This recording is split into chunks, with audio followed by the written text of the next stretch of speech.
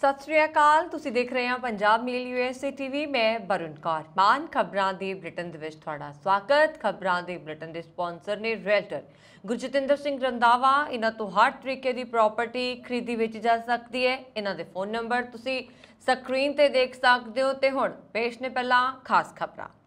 हुण H1B visa का नवीनीकरण अमरीका दे विच ही होएगा। भारत के प्रधानमंत्री का बयान। भारतीय विद्यार्थियों नूं कैनेडियन वीज़ा तो पहला लाजमी शर्त ते करने होणगे हस्ताक्षर। इंडो कैनेडियन चैंबर का बयान। बदलाव लियाउण वालियां तकनोलॉजियां विकसित करांगे। अमरीकी राष्ट्रपति बाइडन का बयान। अमरीका च गोलीबारी, 2 लोगों की मौत ते 15 जख्मी। खुफिया दस्तावेज़ों के केस विच ट्रंप खिलाफ सुनवाई दिसंबर तक टलन की संभावना। वायरस के लैब चों लीक होने वाले दावे अमरीकी एजेंसियां वालों खारज। कोरोना वायरस की हो रही है गल। ते हुण इन्हां खबरां दा विस्तार। अमरीका कनेडा सने देश विदेश दीआं होर बहुत सारियां खबरां।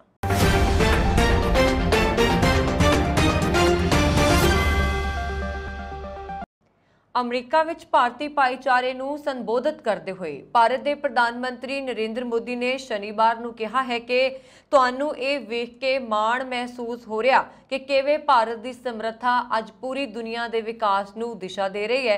अज भारत दुनिया के उन्हां कुछ देशों च एक है जिथे आर्थिकता तेजी नाल वध रही है। पूरी दुनिया दीआं नज़रां भारत ते टिकियां होईयां ने। उन्होंने कहा कि तुहाडीआं लोड़ां नूं देखते हुए भारत वालों इस साल सियाटल विच नवां कौंसलेट खोलिया जा रहा है। इस तो इलावा अमरीका के 2 होर शहरों विच भी भारतीय कौंसलेट खोले जाणगे।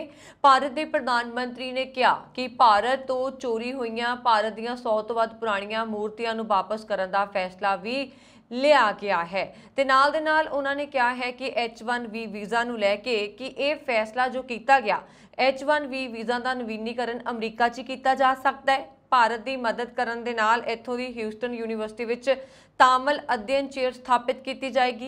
ये तामिल सभ्याचार ते दुनिया की सब तो पुरानी तामिल भाषा के प्रभावां नूं वधाउण च होर मदद करेगी। नवे भारतीय विद्यार्थियों के कैनेडियाई कानूनों बारे अनजाण होने का शिकार होने विचकार Indo Canada chamber of commerce समस्या के हल के लिए इमीग्रेशन मंत्री के नाल मामला चुक रहे हैं। सब तो पुराने इंडो कैनेडियन जथेबंदी के प्रधान ने कहा है कि कैनेडियाई कानूनों तो भारतीय विद्यार्थियों के अनजाण होने कारण इन्हां विद्यार्थियों अते इंडो कैनेडियंस नूं भारी कीमत चुकाउणी पै रही है। वो स्थानक कानूनों नूं नहीं जानते, उन्हां ते ध्यान नहीं दिंदे, वो तणाव का शिकार हो रहे हैं ते कुछ लोग खुदकुशी कर रहे हैं क्योंकि वो नहीं जानते कि किस कोल जाण, क्योंकि भारत विच एजेंट उन्हां लई ज़्यादातर कागजी काम करते हैं। इस दे लई विद्यार्थी अते उन्हां दे मापे कैनेडियन कानूनों अते नियमां दे बारे बहुत घट जानते हैं। मुराली लाल कहते हैं कि इंडो कैनेडा चैंबर हुण इमीग्रेशन मंत्री नूं विद्यार्थियों लई दाखला फार्म ते एक हामी फार्म जोड़न की अपील कर रहा। कनेडा आउण वाले भारतीय विद्यार्थियों अते उन्हां दे मापियां नूं इस फॉर्म ते हस्ताक्षर करने होणगे जिस विच लिखिया होएगा कि वो बुनियादी कैनेडियन कानून पढ़े ने अते ओह इसकी उलंघना के नतीजों नूं जाणदे ने। उन्हां दा कहना है कि मंजूरी कैनेडियाई कॉलेजिस दे विच दाखले दे लई एक अगाऊ शर्त ते होनी चाहिए है। ICC मुखी का कहना है कि असीं चाहुंदे हां कि सारे कैनेडियाई कॉलेज इन्हां विद्यार्थियों नूं कनेडा पुज्जण मगरों सेवावां प्रदान करन दे लई हवाई अड्डियां ते काउंटर खोलण। हर विद्यार्थी नूं कैनेडियाई कानूनां ते नियमां दे बारे 10 गेट किताबां मिलना चाहिए है। उन्हां दा कहना है कि बाद विच जो भी विद्यार्थी इस मंजूरी की उलंघना करते हैं उन्हां नाल कोई नरमी नहीं वरतनी चाहिए ते उन्हां नूं डिपोर्ट कर दिता जाना चाहिए। पेशे तो वकील मुरारी लाल का कहना है कि वह भारतीय विद्यार्थियों वालों किराया ना देण अते कमरा खाली ना करन दे मामलिਆਂ ਦੀ ਵੱਧਦੀ गिणती ਨੂੰ देख के परेशान ने। उन्होंने कहा कि इस कारण साडे भाईचारे च इन्हां विद्यार्थियों प्रति बहुत नाराजगी है। राष्ट्रपति जो बाइडन ने कहा है कि भारत अते अमरीका नवीं टैक्नोलॉजियां नूं डिजाइन अते विकसित करन दे लई रल के काम करनगे जो दुनिया भर दे विच लोकां दी जिंदगी च बदलाव लियाएगी। उन्होंने कहा कि वो अते प्रधानमंत्री नरेंद्र मोदी दुबल्ले तकनीकी सहयोग विच रोड़े अटकाउण वाले अड़िकियां बारे गलबात करनगे। बाइडन ने कहा कि भारत अमरीकी भाईवाली नूं प्रभाषित करन दे विच तकनीकी सहयोग एक अहम हिस्सा होएगा। उन्होंने शुक्रवार ਨੂੰ ਕਿਹਾ ਕਿ ਨਿੱਜੀ ਅਤੇ ਜਨਤਕ ਭਾਈਵਾਲਾਂ ਨੂੰ ਅੱਗੇ ਵਧਾ ਰਹੇ ਹਾਂ, ਜਿਸ ਵਿੱਚ ਭਾਰਤ ਅਤੇ ਅਮਰੀਕੀ ਪੁਲਾੜ ਯਾਤਰੀਆਂ, ਭਾਰਤ ਪੁਲਾੜ ਯਾਤਰੀਆਂ ਅਤੇ ਕਾਰੋਬਾਰੀਆਂ, ਵਿਗਿਆਨਕਾਂ ਅਤੇ ਵਿਦਿਆਰਥੀਆਂ ਵਿਚਕਾਰ ਇੱਕ ਨਵਾਂ ਪ੍ਰੋਗਰਾਮ ਸ਼ੁਰੂ ਕਰਨਾ ਸ਼ਾਮਲ ਹੈ। ਬਾਈਡਨ ਨੇ ਕਿਹਾ ਕਿ ਜਲਵਾਯੂ परिवर्तन ਤੇ ਉਸ ਦੇ ਨਾਲ ਸਿੱਝਣ, ਬ੍ਰਹਿਮੰਡ ਦੀ ਖੋਜ ਕਰਨ, ਲੋਕਾਂ ਨੂੰ ਗਰੀਬੀ ਤੋਂ ਬਾਹਰ ਕੱਢਣ, ਕੈਂਸਰ ਅਤੇ ਹੋਰ ਗੰਭੀਰ ਬਿਮਾਰੀਆਂ ਦਾ ਇਲਾਜ ਕਰਨ, ਮਹਾਮਾਰੀ ਨੂੰ ਰੋਕਣ ਅਤੇ ਨਾਗਰਿਕਾਂ ਨੂੰ ਢੁਕਵੇਂ ਮੌਕੇ ਦੇਣ ਬਾਰੇ ਇਹ ਪ੍ਰੋਗਰਾਮ ਹੈ।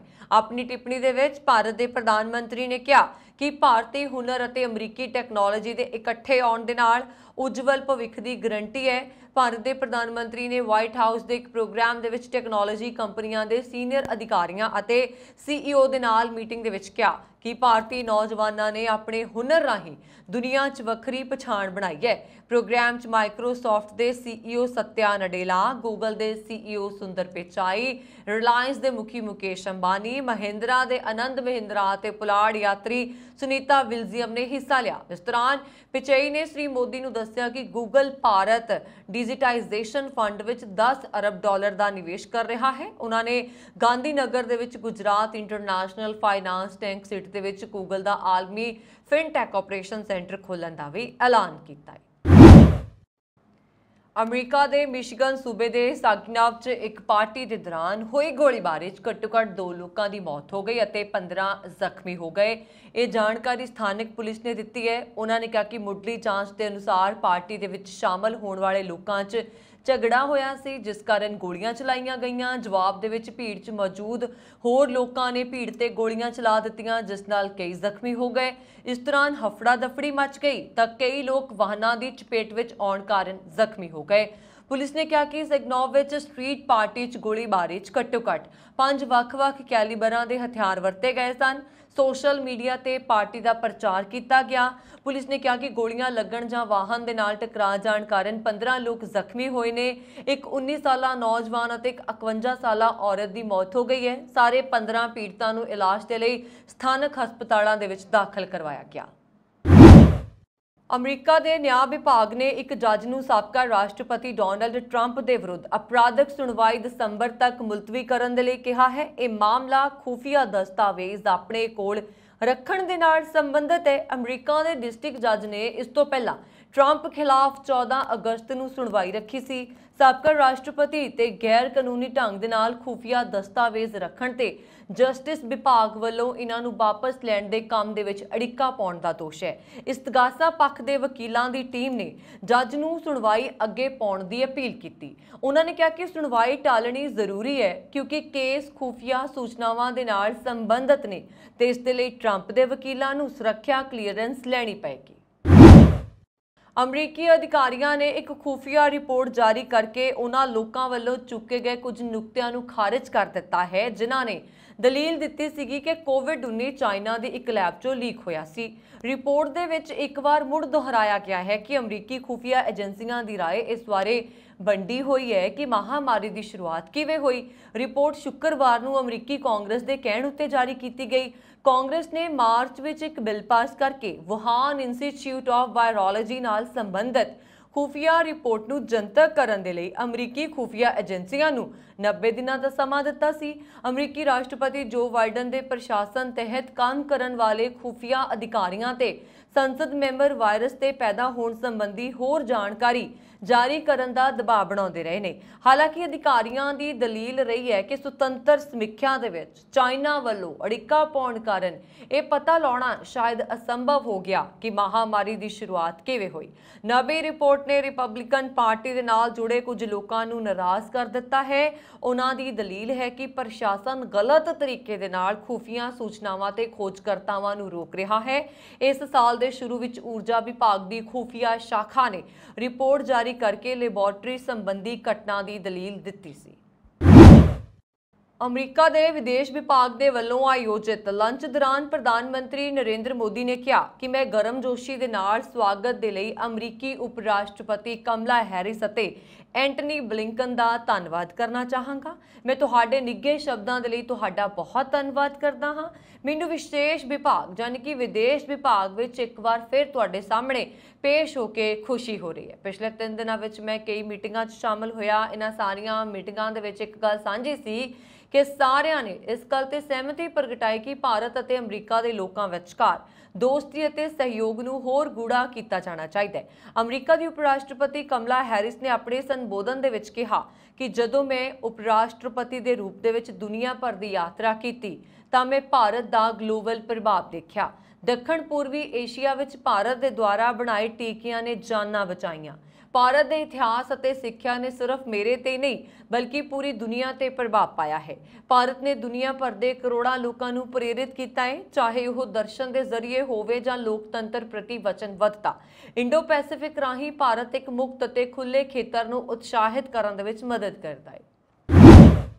ਇੰਟਰਨੈਟ ਦਾ ਆਕਾ ਗੂਗਲ ਭਾਰਤ ਦੇ ਡਿਜੀਟਲਾਈਜੇਸ਼ਨ ਫੰਡ ਵਿੱਚ 10 ਅਰਬ ਡਾਲਰ ਦਾ ਨਿਵੇਸ਼ ਕਰ ਰਿਹਾ ਹੈ। ਇਸ ਦੇ ਸੀਈਓ ਸੁੰਦਰ ਪਿਚਾਈ ਨੇ ਪ੍ਰਧਾਨ ਮੰਤਰੀ ਮੋਦੀ ਨੂੰ ਦੱਸਿਆ ਕਿ ਇਹ ਕਦਮ ਫਿਨਟੈਕ ਤੇ ਭਾਰਤ ਦੀ ਅਗਵਾਈ ਨੂੰ ਮਾਨਤਾ ਦੇਗਾ ਅਤੇ ਭਾਰਤ ਯੂਐਸ ਸਮੇਤ ਪੂਰੇ ਵਿਸ਼ਵ ਦੇ ਵਿੱਚ ਛੋਟੇ ਤੋਂ ਵੱਡੇ ਕਾਰੋਬਾਰਾਂ ਦੀ ਮਦਦ ਕਰੇਗਾ।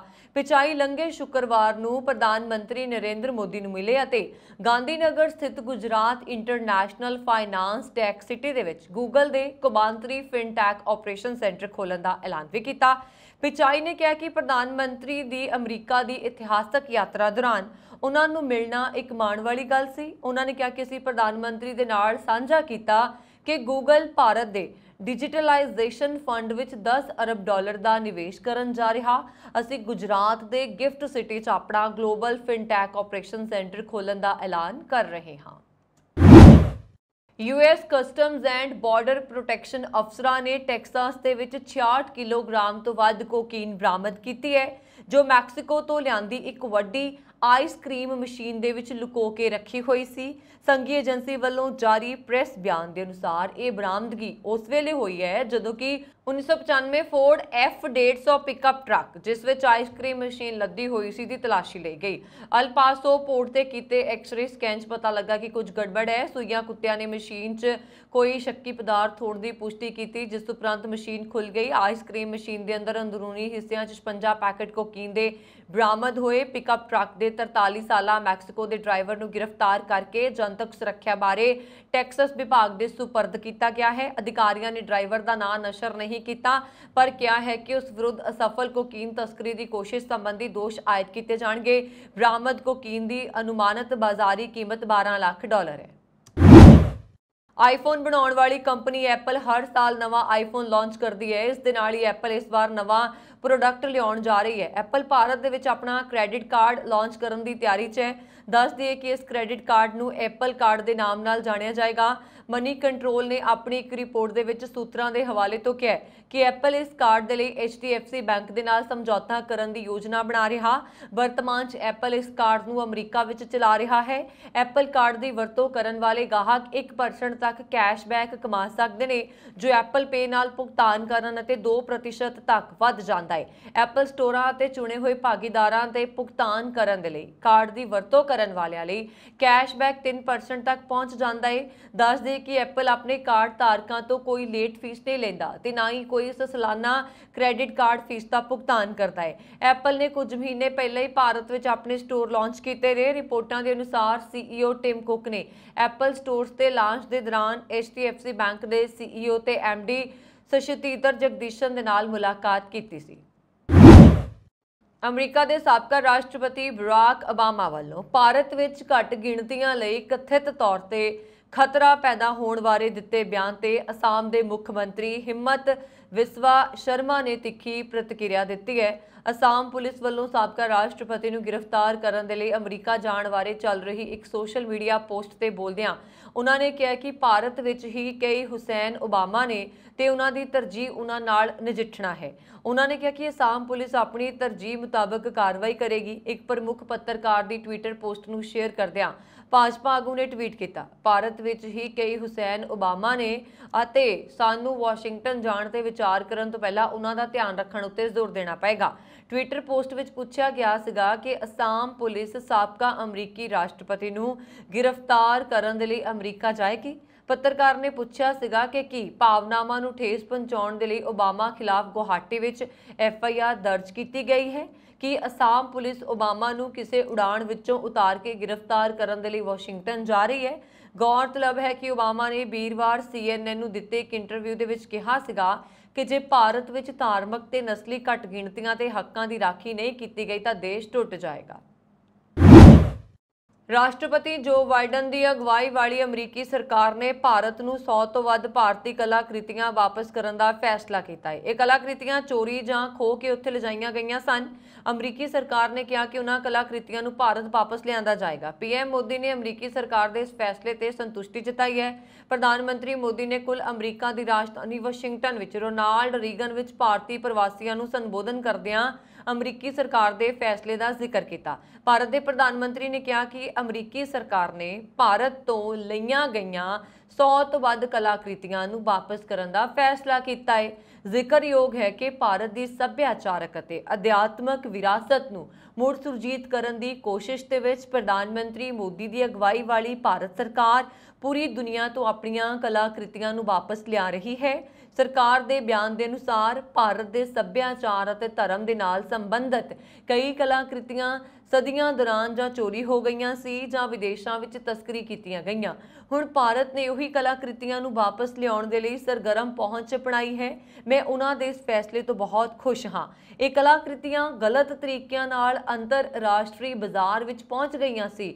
हुण मैं उन्हां नूं वापस करन दे लई अमरीकी सरकार दा धन्नवाद करदा हाँ। उन्होंने अगे कहा कि बाइडन सरकार का फैसला दोवां देशों के भावनात्मक संबंधों नूं दर्शाउंदा है। ब्रिटिश मीडिया दीआं रिपोर्टां दे मुताबक मोदी सरकार भारत के मशहूर कोहिनूर हीरे अते होर मूर्तियां दे नाल बस्तीवादी दौर दीआं कलाकृतियां नूं वापस लियाउण दे लई देश वापसी मुहिम की योजना बना रही है। ब्रिटिश अखबार डेली टैलीग्राफ ने खबर दी है कि दुर्लभ हीरा कोहिनूर ब्रिटेन तो भारत वापस लियाउण दा मुद्दा भी भारत के प्रधानमंत्री ने जिहड़ा है सरकारां दीआं तरजीहां विच एक है, क्योंकि दोवां देशां दे कूटनीतिक अते वपारक संबंध भी हुण चंगे ने। इसलिए शानदार कलाकृतियां नूं वापस लैण दे लई मुहिम चलाई जाएगी। मशहूर अफ्रीकी अमरीकन अभिनेत्री ਅਤੇ गायिका मैरी मिलबेन ने वाशिंगटन डीसी विच रोनाल्ड रीगन बिल्डिंग विच भारत का राष्ट्रीय गीत गाया, जिस नाल सारे भारती उसकी तारीफ कर रहे हैं। उत्थे उसके नाल प्रधानमंत्री नरेंद्र मोदी ने भारतीय भाईचारे नूं उत्थे संबोधन भी किया। भारत का राष्ट्रीय गीत गाउण मगरों मैरी ने पीएम मोदी का स्वागत किया और उन्होंने पैर छू के आशीर्वाद दिया। इसकी वीडियो सोशल मीडिया ते वायरल हो रही है। मैरी ने न्यूज़ कहा है कि एक जगह कि मैं इत्थे आण के माण महसूस कर रही हाँ। प्रधानमंत्री शानदार और दयालु व्यक्ति ने। पाकिस्तान के प्रमुख मीडिया संगठनों ने भारत और अमरीका की सांझी मंग ते ध्यान केंद्रित किया है, तां जिस विच यकीनी बनाउण दी बेनती की गई है कि उसके कंट्रोल अधीन किसी भी खेतर की वरतों सरहद पार तो अतवादी हमलियां लई ना की जाए। भारत के प्रधानमंत्री नरेंद्र मोदी और अमरीकी राष्ट्रपति जो बाइडन ने भी पाकिस्तान नूं 26 नवंबर 2008 के बंबई हमले ते पठानकोट हमलियां के दोषियों नूं सज़ा देण दी अपील की है। डॉन अखबार विच वाशिंगटन तो जारी खबर च कहा गया है कि एक सांझे बयान च पाबंदीशुदा लश्करे तौयबा ते जैश ए मोहम्मद वर्गे पाकिस्तानी अतवादी संगठनों के खिलाफ कार्रवाई की मांग की गई है। सांझे बयान विच वीरवार नूं कहा गया संयुक्त राज्य अमरीका अते भारत ग्लोबल अतवाद दे नाल नजिठण दे लई इकट्ठे खड़े ने अते अतवाद दे सारे रूपां दी निरपक्ष निंदा करदे ने। रिपोर्ट विच कहा गया है कि प्रधानमंत्री मोदी अते राष्ट्रपति बाइडन ने सरहद पार दे अतवाद की सख्त निंदा की अते पाकिस्तान नूं यकीनी बनाउण दे लई तुरंत कार्रवाई करन दे लई कहा कि उसके कंट्रोल अधीन कोई भी खेतर अतवादी हमलियां लई ना वरतिया जाए। जियो न्यूज़ ने रिपोर्ट दी। अमरीकी राष्ट्रपति बाइडन अते भारत के प्रधानमंत्री नरेंद्र मोदी ने पाकिस्तान नूं यकीनी बनाउण दे लई कदम चुकण की अपील की है कि पाकिस्तानी जमीन नूं अतवादी हमले करन लई वरतिया ना जाए। इस विच यह भी कहा गया है कि बाइडन अते मोदी ने अल कायदा दाइश हिजबुल मुजाहिदीन समेत सारे अतवादी समूहों विरुद्ध ठोस कार्रवाई करने की भी बेनती की है। अमरीका के एरीजोना राज विच बैरी जॉनस नामी व्यक्ति जिसनों एक 4 साला बच्ची की हत्या के मामले च मौत की सज़ा सुनाई गई सी नूं निर्दोष करार दे के 29 साल बाद जेल विचों रिहा कर देने की खबर है। बैरी जॉन्स ने अपनी मौत की सज़ा के विरुद्ध लंबी कानूनी लड़ाई लड़ी। बैरी जॉन्स की उम्र इस समय 64 साल है ते इस समय उसनूं अपनी दोस्त कुड़ी की 4 साल की बच्ची के मौत के मामले जेल विच बंद किया गया सी। उस समय वो 35 साल का सी। जॉन्स ने रिहाई उपरंत कहा कि बहुमूल्य पल ने ਜਦੋਂ ਉਹ ਆਪਣੇ ਪਰਿਵਾਰ ਨੂੰ ਤਕਰੀਬਨ 3 ਦਹਾਕੇ ਬਾਅਦ ਮਿਲ ਰਿਹਾ ਹੈ। ਉਸਨੇ ਆਪਣੇ ਵਕੀਲਾਂ ਦਾ ਧੰਨਵਾਦ ਕਰਦਿਆਂ ਕਿਹਾ ਕਿ ਉਹਨਾਂ ਨੇ ਸੱਚਾਈ ਨੂੰ ਸਾਹਮਣੇ ਲਿਆਉਣ ਲਈ ਕਦੀ ਵੀ ਆਸ ਨਹੀਂ ਛੱਡੀ ਸੀ। ਉਸਨੇ ਆਪਣੇ ਪਰਿਵਾਰ ਦਾ ਵਿਸ਼ੇਸ਼ ਧੰਨਵਾਦ ਕੀਤਾ ਹੈ ਤੇ ਕਿਹਾ ਕਿ ਪਰਿਵਾਰ ਨਾਲ ਬਹੁਤ ਹੀ ਕਠਿਨ ਸਮੇਂ ਵਿੱਚ ਉਹ ਨਾਲ ਖੜਾ ਰਿਹਾ। ਪ੍ਰਾਪਤ ਵੇਰਵਿਆਂ ਦੇ ਅਨੁਸਾਰ ਸਟੇਟ ਅਟਾਰਨੀ ਦਫ਼ਤਰ ਤੇ ਪੀਮਾ ਕਾਉਂਟੀ ਅਟਾਰਨੀ ਦਫ਼ਤਰ ਵਿਚਾਲੇ ਇਹ ਸਹਿਮਤੀ ਬਣੀ ਹੈ ਕਿ ਜੌਨਸ ਨੂੰ फर्स्ट डिग्री हत्या मामले तहत मिली मौत की सज़ा खत्म कर दी जाए, जिस उपरंत जॉन्स नूं सैकेंड डिग्री हत्या लई जिम्मेवार ठहराया गया, जिस अपराध लई 25 साल सज़ा निश्चित है। काउंटी अटॉर्नी के दफ्तर ने जारी एक बयान च कहा कि जॉन्स पहला ही 29 साल जेल कट चुका है, इसलिए उसनूं रिहा कर दिता गया। उसनूं अपनी दोस्त कुड़ी की 4 साल की धी की मौत के मामले 1995 मौत की सज़ा सुनाई गई सी। बच्ची की मौत पीमा काउंटी 1994 उसके अंदरूनी जख्मां कारण हुई सी। जॉन उपर दोष सीगा कि बच्ची नूं जख्मी करन दे लई उस जिम्मेवार है, जिस ते उसने हमेशा इनकार किया सी। अमरीका के ओहियो राज विच नॉरवाक विखे एक 2 साल के लड़के वालों अपनी गर्भवती मां की पिठ विच गोली मार देने की खबर है। पुलिस के अनुसार मां ते गर्भ विचले बच्चे की मौत हो गई है। नॉरवाक पुलिस विभाग वालों जारी बयान के अनुसार पुलिस नूं 31 साला मां ने फोन करके कहा कि उसके 2 साल के लड़के ने उसके पिछे गोली मार दी सी। उसने पुलिस नूं यह भी दस्सिया कि वह 8 महीने तो गर्भवती है।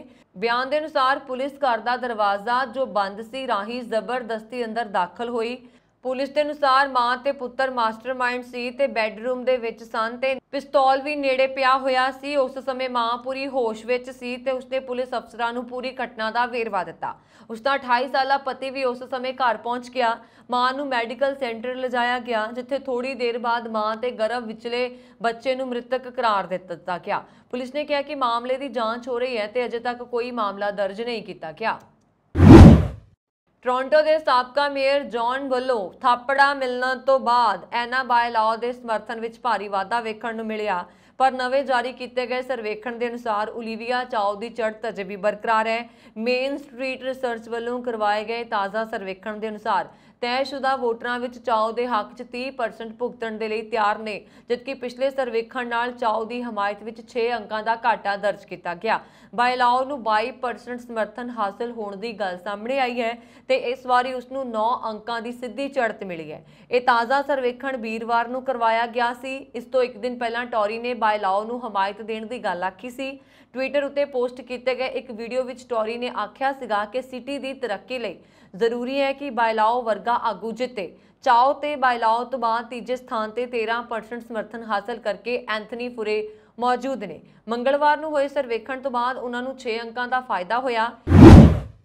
रूस विच राष्ट्रपति व्लादिमीर पुतिन प्रति वफादार रहे लड़ाकियां दे संगठन वैगनर ग्रुप ने बगावत कर दी है। यूक्रेनी सरहद नेड़े स्थित रोस्टोव शहर के फौजी हैडकुआटर और हवाई फौज अड्डे ते कब्जे तो बाद वैगनर मुखी ने खुद नूं देश भगत दस्सिया ते कहा कि जल्दी देश नूं नवा राष्ट्रपति मिलेगा।